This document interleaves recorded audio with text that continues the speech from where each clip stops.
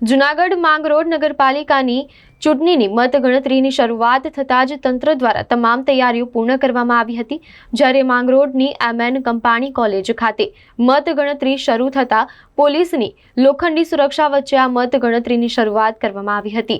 DYSP, PI સહિત police કાફલો ખડકાયો હતો। એસડીએમ મામલતદાર મતગણતરી કેન્દ્ર પર પહોંચ્યા હતા।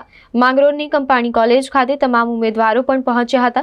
માંગરોળના 8 વોર્ડનું 67.20% મતદાન થયું હતું। ત્યારે આજે સવારે 9 વાગ્યાથી પોલીસના ચુસ્ત બંદોબસ્ત વચ્ચે મતગણતરીની શરૂઆત થઈ છે। પ્રથમ વોર્ડ નંબર 1ની મતગણતરી શરૂ કરાઈ હતી।